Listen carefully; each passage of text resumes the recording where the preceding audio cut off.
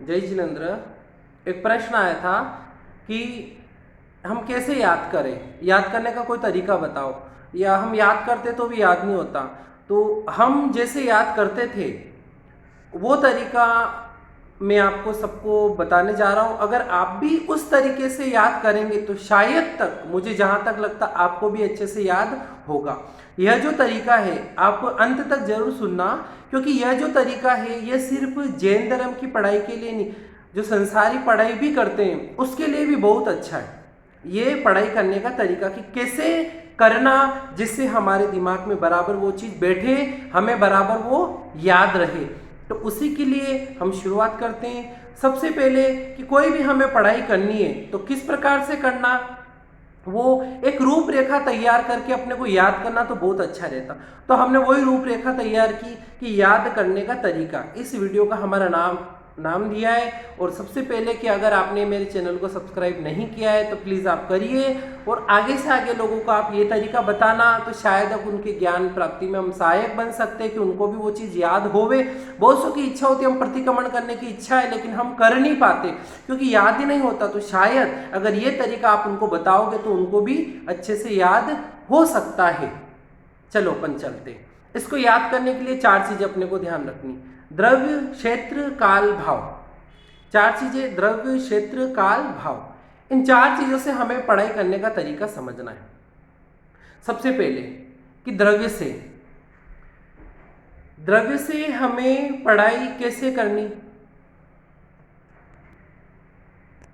तो द्रव्य से हमें दो चीज का ध्यान में रखना। पहली चीज है, हमारा आसन बराबर होना चाहिए। द्रव्य से हमारा आसन बराबर होना चाहिए, जिसके ऊपर अपन बैठकर स्वाध्याय करेंगे, याद करेंगे, वो आसन। हमें जमीन पर बैठकर याद नहीं करना। तो आसन कैसा बराबर, मतलब क्या कि एकदम पतला भी नहीं और एकदम मोटा भी नहीं। क्योंकि क्या होगा, एकदम पतला आसन रहेगा ना तो बार बार हड्डियां चुभेगी, पैर बार बार ऊपर नीचे करने पड़ेंगे। ऊपर नीचे करेंगे, ध्यान पैरों की तरफ जाएगा कि मेरे पैर ऊपर नीचे हो रहे, तो बराबर जो याद कर रहे थे उसमें से अपनी नजर हटके या मन हटके कहाँ जाएगा, पैरों में जाएगा कि मेरे चुभ रहे पैर।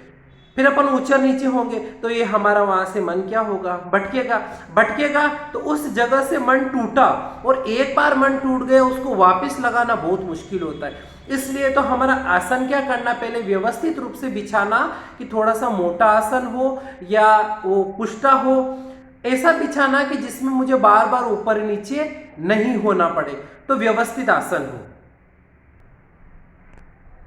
ये हो गया हमारा कि आसन कैसा होना चाहिए, व्यवस्थित होना चाहिए। उसके साथ में द्रव्य से दूसरी चीज कि वस्त्र आरामदायक होना चाहिए। जब हम पढ़ाई करने बैठते हैं, भले धार्मिक हो या सांसारिक, हमारे वस्त्र कैसे होने चाहिए, आरामदायक होना चाहिए। आरामदायक कैसे कि मान लो वस्त्र ऐसे बहुत टाइट पहन लिया हो, अब टाइट पहना तो बैठने में बराबर नहीं आएगा, कभी ये पैर ऊपर किया कभी वो पैर ऊपर करेंगे, आदि ऐसी परिस्थितियां बनेगी। तो वहां पर कि मेरे वस्त्र कैसे थोड़े लूज होने चाहिए, एकदम मुझे टाइट वस्त्र नहीं पहनने। टाइट वस्त्र पहनेंगे तो उस तरफ बार बार ध्यान जाएगा, पसीना आएगा, फिर वो पसीनों को पोंछेंगे, इधर उधर मन जाएगा, तो पढ़ाई से अपने आप मन हटेगा। ये आप करके देखना, अपने आप पता चल जाएगा। तो ये तो हो गया द्रव्य से दो चीज कि एक तो आसन हमारा बराबर व्यवस्थित होना चाहिए, थोड़ा सा मोटा आसन रहेगा तो हम व्यवस्थित बैठ सकते, बराबर पुस्तक में ध्यान रहेगा, इधर उधर मन नहीं जाएगा। और दूसरा कि हमारे वस्त्र कैसे होने चाहिए, आरामदायक होने चाहिए। एकदम टाइट वस्त्र मुझे नहीं पहनना, लूज वस्त्र पहनना, जिससे मेरी पढ़ाई में भी क्या वो सहायक बने। हमने पहले एक ऑडियो में भी बनाया था, परवादी राज में आराधना, उसमें जब ब्रह्मचर्य की बात आई थी तब हमने वहां पर भी बताया था कि वस्त्र कैसे होने चाहिए, आरामदायक होने चाहिए। वस्त्र ब्रह्मचर्य की साधना में सहायक बनते, कैसे बनते वो फिर अपन कभी समझेंगे। लेकिन आज छोटी छोटी ऐसी बातें जो हम सहज में करें तो बहुत कुछ समझ सकते, लेकिन अभी अपन ये करते हैं याद करने का तरीका। द्रव्य से हो गई दो चीज, क्षेत्र से। अब क्षेत्र से क्या, सबसे पहले तो कि एकांत जगह चुनना। हमारी जगह कैसी होनी चाहिए, एकांत होनी चाहिए, जहां पर कोई बार बार आता जाता नहीं हो। जैसे घर के अंदर भी हमें पता है कि अभी ये जो समय है, मान लो या यहाँ पर घर में कोई आता जाता नहीं, जैसे कोई बालकनी हो या कोई ऐसा अलग रूम हो, स्टोर रूम हो, छोटा हो बड़ा हो, कैसा भी, जहां पर कोई आना जाना नहीं हो, तो वहां पर आप आपका आसन आदि बिछाकर स्वाध्याय या जो भी आपको याद करना वो कर सकते हैं। तो पहला तो यह कि जहां पर आना जाना नहीं हो। दूसरा, जहां पर शोरगुल नहीं हो क्षेत्र से। ऐसा क्षेत्र देखो कि आना जाना नहीं है, उसके साथ में शोरगुल भी नहीं हो। अब मान लो कि ऐसा कमरा जहां आते जाते तो कोई है नहीं, लेकिन बाहर की आवाज बहुत आती है, रोड पे जाने वाले साधन आदि की आवाज बहुत आती है, फिर मन वहां पर एकाग्र नहीं होगा, मन उसके ऊपर नहीं लगेगा। तो ऐसी जगह चुने जहां पर आवागमन नहीं हो और दूसरा जहां पर शोरगुल भी नहीं हो। अब इसका तीसरा कारण, जो सबसे खास कारण, सबसे यूं समझ लो कि इंपॉर्टेंट कारण क्या, कि दीवार की तरफ मुंह करके बैठना। जब भी याद करना हो, धार्मिक हो या सांसारिक हो, दीवार की तरफ मुंह करके। अब देखो जिधर से लोग आ रहे जा रहे उस तरफ मुंह करके बैठ गए, ये ले लिया, अब कौन आया कौन गया, इधर उधर देखते रहो। अब जब इधर उधर देखेंगे तो मन का एकाग्र होगा, और दीवार की तरफ मुंह करके बैठेंगे तो कौन आया कौन गया मुझे कोई मतलब नहीं, आ रहे होंगे जाने वाले जा रहे होंगे। तो इसलिए कि मुझे मुंह कहाँ रखना, दीवार। अगर वास्तव में मेरी ललक है कि मुझे ज्ञान सीखना है, नहीं ज्ञान सीखना तो फिर वो अलग ही बात हो गई, लेकिन सीखना है तो ये कार्य मुझे व्यवस्थित और अब करके देखना, आपका ज्ञान जरूर बढ़ेगा। नहीं बढ़ेगा उसका भी हम दूसरा कारण बता देंगे। तो पहला ये कारण है ना। तीसरा कारण क्या होगा कि दीवार की तरफ हमें मुंह करना। द्रव्य से, क्षेत्र से हो गया। काल से, काल से आप ऐसे समय में याद करने बैठना जो आपको बार बार कोई परेशान नहीं करे। जैसे अब देखो इधर तो खाने का समय हो रहा, उधर आप पुस्तक लेके बैठ गए याद करने के लिए। अब कोई आएगा, मुझे पानी दो, मुझे खाना दो, मुझे भूख लग रही, मुझे वो लगी। अब क्या होगा, मन डावाडोल होगा, क्या करूं, फिर पुस्तक रखी, पानी दे के आए, फिर याद करने बैठे, इतनी देर में किसने आवाज लग दी, फिर बैठे, ऐसे याद नहीं होगा। तो समय ऐसा चुनो, काल ऐसा चुनो कि जिस समय आपको कोई परेशान करने वाला नहीं हो, एकदम शांत वातावरण, सब काम से निपट गए, दोपहर का टाइम ले लो या कालिक सूत्र कर रहे हो तो जो आदि जो भी, लेकिन ऐसा समय लो जिस समय आपको कोई परेशान ना करे, बार बार आपको आवाज नहीं दे। तो ये काल। दूसरा काल के अंदर कि आप क्या याद कर रहे हो, जैसे आप कालिक सूत्र याद कर रहे हो तो दिन और रात, दिन के पहले और चौथे प्रहर में याद करें, जहां पर आपको कोई मतलब वो समय उसका वही है कि पहले प्रहर और चौथे प्रहर में किया जाता। क्यों किया जाता वो अपन फिर समझेंगे, लेकिन यहाँ पर है कि पहले और चौथे प्रहर में पढ़ना।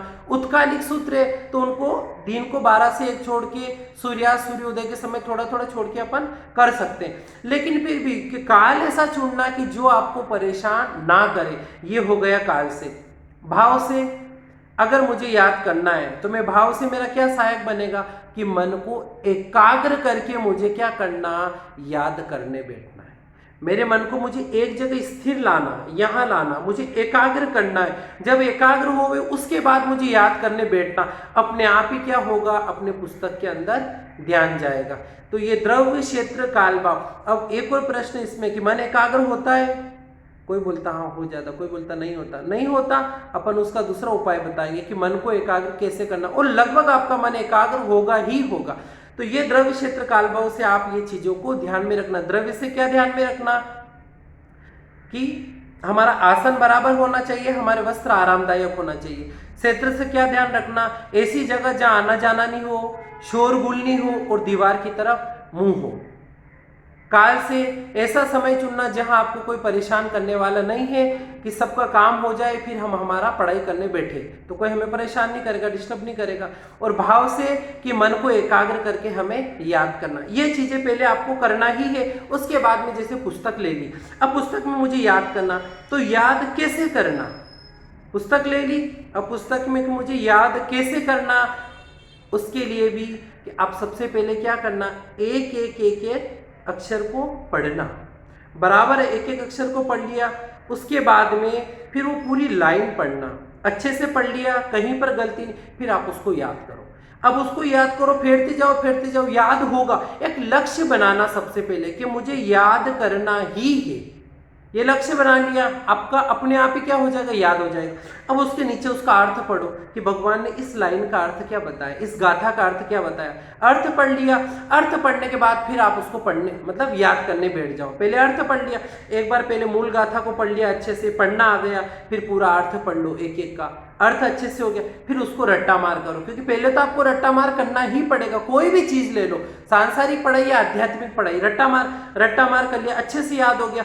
अर्थ तो आपने पहले पढ़ ही लिया था, अब उसका अर्थ भी धीरे धीरे याद कर लो। नहीं भी होवे तो अर्थ तो आपने पढ़ा हुआ है, अर्थ सहित अगर आप याद करोगे तो आपको बहुत जल्दी याद होगा, और बिना अर्थ के याद करो तो शायद थोड़ा समय के बाद होवे, लेकिन अर्थ सहित याद करना। फिर पहली लाइन याद हो गई, उस पर हाथ रख दो, फिर उस लाइन को बोलो, गाथा को बोलो, याद हो गई फिर छोड़ दो, फिर दूसरे नीचे का भी सेम वैसा ही करो, पूरे याद हो गया फिर पूरी गाथा एक बार बोल लो, हो गया। आंखें बंद कर ली, हाथों को खुला रखा और हाथों को ऐसे देख, यहाँ पर मेरी कौन सी, मतलब उस गाथा को याद किया तो आंखें बंद करके 5 बार उस गाथा को बोल लिया, हो गया। फिर क्या करना, अगली गाथा के लिए भी हमें यही विधि करनी। जब अगली गाथा भी याद हो गई तो वापस इस हाथ में हमें पहली गाथा को 5 बार पढ़ना, फिर दूसरी गाथा जो याद कर रहे हो उसको 5 बार पढ़ना, हो गया। अब जब तीसरी गाथा करेंगे तो पहली गाथा भी 5 बार पढ़ना, दूसरी भी 5 बार पढ़ना और तीसरी गाथा को 5 बार पढ़ना। ऐसे करो, देखो आप कभी गाथाएं, आगम के पाठ वगैरह भूलेंगे नहीं, वैसे ही सांसारिक पढ़ाई में भी नहीं भूलेंगे और आध्यात्मिक पढ़ाई भी हम भूलने वाले नहीं है, बहुत अच्छा याद होगा। उसके बाद उन गाथाओं को याद रखने का तरीका क्या है वो हम अगले वीडियो में बताएंगे, लेकिन उससे पहले आप बराबर बने रहिए। पूरा कोई भी सुने कभी भी तो उसको अंत तक सुनना। बहुत बार क्या होता है, शुरू में सुना और छोड़ देते, अंत तक सुनिए, कुछ न कुछ नई बात ही मिलेगी, आप दूसरों को भी समझा सकते, अपने ज्ञान की वृद्धि में कर सकते। इसमें आपको और भी कोई नए लगता है कि ऐसे सुझाव से अपन और अच्छे से याद कर सकते हैं तो आप कमेंट बॉक्स में जरूर देना, लिखना, जिससे हम आगे वापस उसको सुधार कर सके। जय जिनेंद्र।